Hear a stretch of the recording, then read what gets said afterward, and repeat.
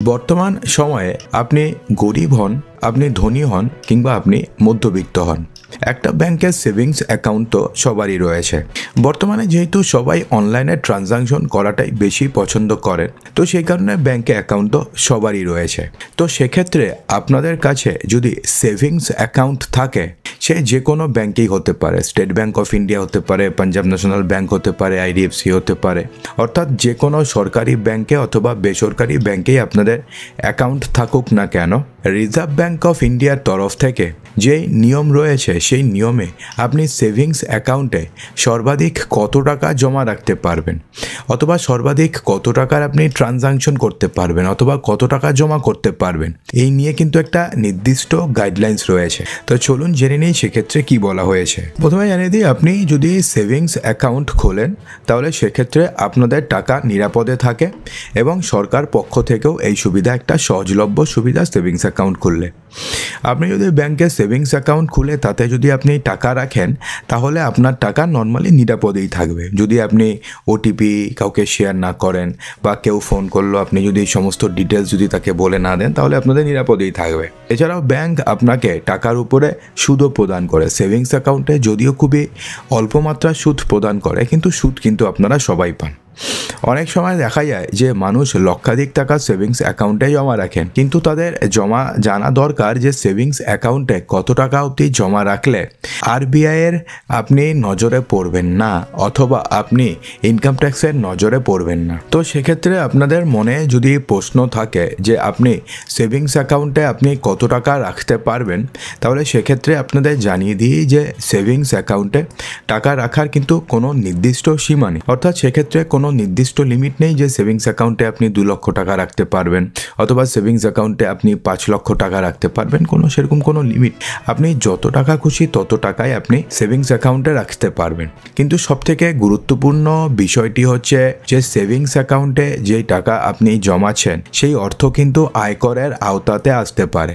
এমন পরিস্থিতিতে আপনাকে আয়কর বিভাগে উপযুক্ত তথ্য প্রদান করতে হবে।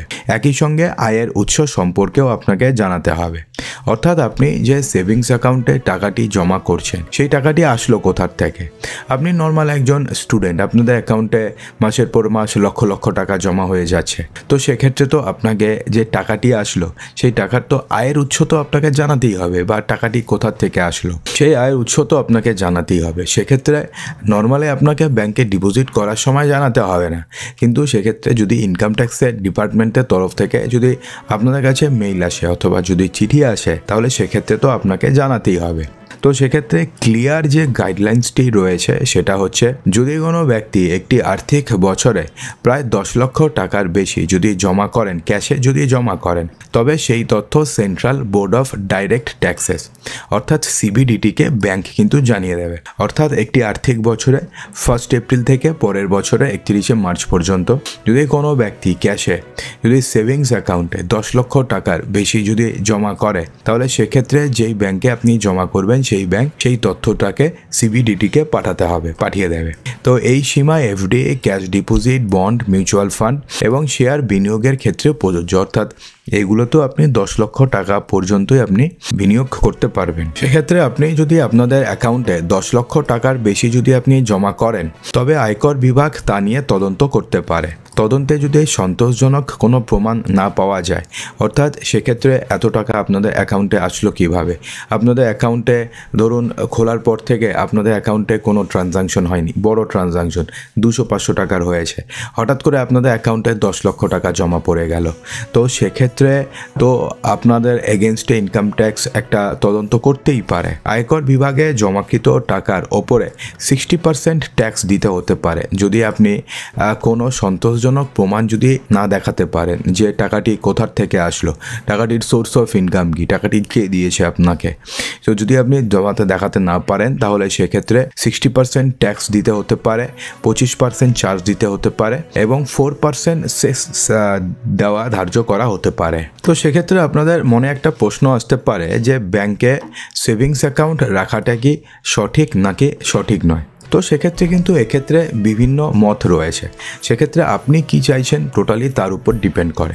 আপনি যদি চান যে কোনো রিস্ক নেব না, আমি টাকাটিকে সেভিংস অ্যাকাউন্টে রেখে দেবো, যখন দরকার হবে আমি তুলব বা যখন দরকার হবে আমি একটু টাকা ডিপোজিট করব, তাহলে সেক্ষেত্রে সেভিংস অ্যাকাউন্ট আপনাদের জন্য পারফেক্ট। কিন্তু আপনার কিন্তু খুব একটা বেশি লাভ হবে না। অর্থাৎ সেভিংস অ্যাকাউন্টে যদি আপনি 10 লক্ষ টাকা 10 বছরের জন্য যদি আপনি ফেলে দেন, তাহলে সেক্ষেত্রে কিন্তু 10 বছরে সেটা কিন্তু 12 লক্ষ টাকাই হবে না। তো সেক্ষেত্রে আপনি যদি সেভিংস অ্যাকাউন্টের টাকা শেয়ার বাজারে অথবা আপনি মিউচুয়াল ফান্ডেও বিনিয়োগ করতে পারেন, সেখান থেকে আপনি ভালো রিটার্ন পাবেন। কিন্তু এক্ষেত্রেও একটা কথা রয়েছে যে শেয়ার বাজার হোক কিংবা মিউচুয়াল ফান্ড হোক, সেক্ষেত্রে ইনভেস্ট করতে গেলে আপনার একটা বেসিক জ্ঞান থাকা প্রয়োজন।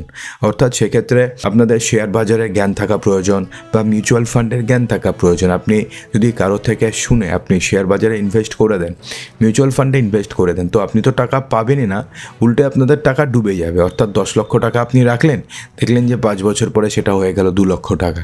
তো সেক্ষেত্রে সেভিংস অ্যাকাউন্টের ক্ষেত্রে সেটা হবে না, টাকা বাড়বে কম কিন্তু কমবে তো না। তো সেক্ষেত্রে আপনি যদি ঝুঁকি নিতে না চান, তাহলে সেক্ষেত্রে আপনাদের ব্যাংকে টাকা রাখাটাই শ্রেয়। সেভিংস অ্যাকাউন্ট থেকে ফিক্সড ডিপোজিট আপনি করতে পারেন, যা এখন নিরাপদ এবং আপনাকে ভালো রিটার্ন দেবে। অর্থাৎ সেভিংস অ্যাকাউন্টে যদি আপনার মনে হয় যে আপনি খুবই কম রিটার্ন পাচ্ছেন, তাহলে আপনি অনায়াসে একটা এফডি করতে পারেন।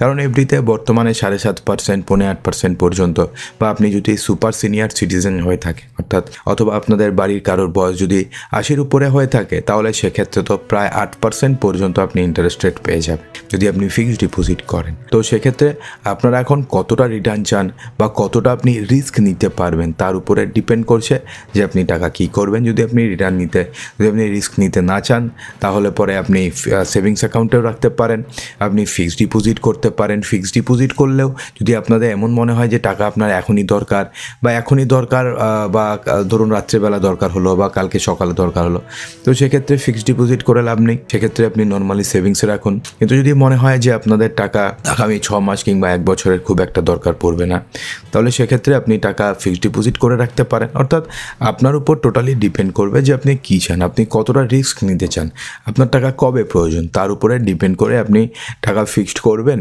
নাকি আপনি টাকা সেভিংস অ্যাকাউন্টে রাখবেন, নাকি আপনি টাকা মিউচুয়াল ফান্ডে রাখবেন, নাকি আপনি টাকা বা শেয়ার মার্কেটে রাখবেন, টোটালি আপনার উপরে ডিপেন্ড করবে। তো বন্ধুরা, আশা করব যে ভিডিওটিতে আপনাদের সমস্ত কিছুই সঠিকভাবে বোঝাতে পেরেছি। যদি ভালো লেগে থাকে তো লাইক করবেন, বন্ধুদের মাঝে প্রচুর শেয়ার করবেন এবং চ্যানেলটিকে সাবস্ক্রাইব অবশ্যই করবেন। তো দেখা হচ্ছে আমাদের আগামী ভিডিওতে আরও কিছু ইম্পর্টেন্ট নিউজ নিয়ে। ততক্ষণের জন্যে ভালো থাকবেন, সুস্থ থাকবেন।